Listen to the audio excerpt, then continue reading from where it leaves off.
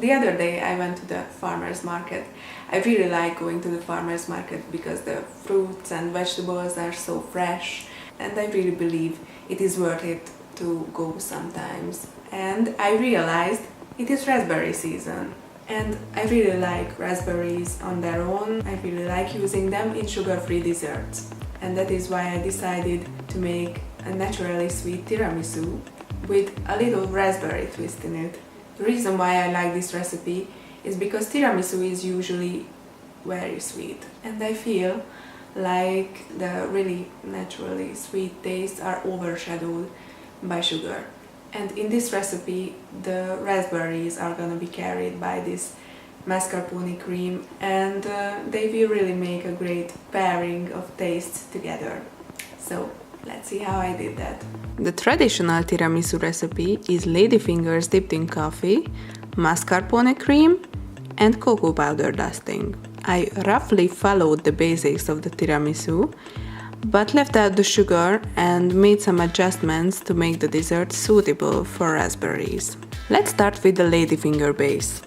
Since ladyfingers are full of sugar, we need to make a substitute for them. The original ladyfinger base that I was using when I was baking with sugar called for 1 egg, 1 tablespoon of flour and 1 tablespoon of sugar.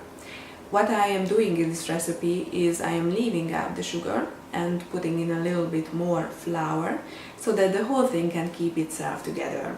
For that we need 3 eggs separated and the whites beaten.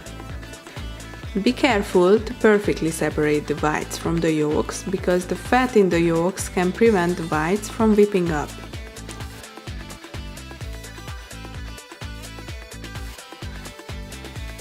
To that, we can add the flour and the yolks and carefully fold them in with a spatula. Carefully because we don't want to break the egg whites.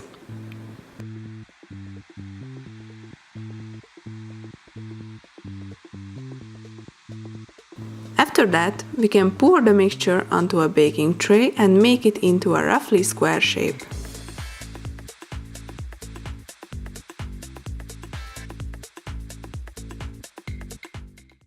Now the ladyfinger base substitute can go into the oven and bake for 10 minutes at 180 degrees. When you take it out, leave it to cool. There are other variations that I use for this recipe. Sometimes I put in some bananas and that can make it a little bit sweeter. Sometimes I even put some dates in with the eggs and I mix them together. In that case, I am preparing the dates in a food processor previously. So you can even use these variations instead of what I have made. But I found that this recipe doesn't require a sweet base. Meanwhile, let's prepare the cream. I am using 250 grams mascarpone and 250 grams yogurt for the cream. I am not putting in eggs, as the original tiramisu recipe would. In my opinion, mascarpone with yogurt complements the fruity taste better with a bit of vanilla extract. Once the base and the cream are ready, we can start assembling our non-traditional tiramisu.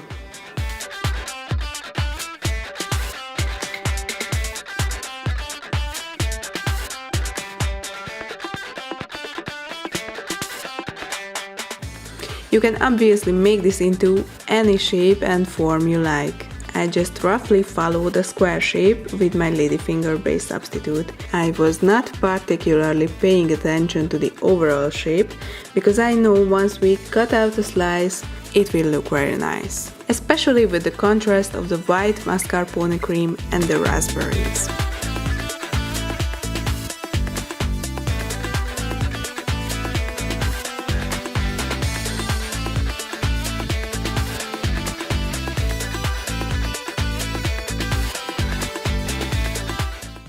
This is definitely a more serious dessert than the ones I showed you before. I showed you that I even made the ladyfinger base without sugar, and that makes it a little longer to prepare than just a regular brownie or something like that. But I always felt like it's worth it to go the extra mile with home cooking and even prepare the base, the dough at home, because you can really control everything that is going on in there. You can even season it to your taste, and in my case that is using no sugar and no artificial sweeteners. And I always love that it gives me an opportunity to be creative and to make different kinds of solutions for traditional things that have been only done in one or two ways, and now I'm making them differently. Yeah, that was a little motivational speech for you to make this recipe, because believe me, it is delicious. It will take a little longer to prepare, but it is worth it. So I hope you are enjoying raspberry season. I am as well, and thanks for watching.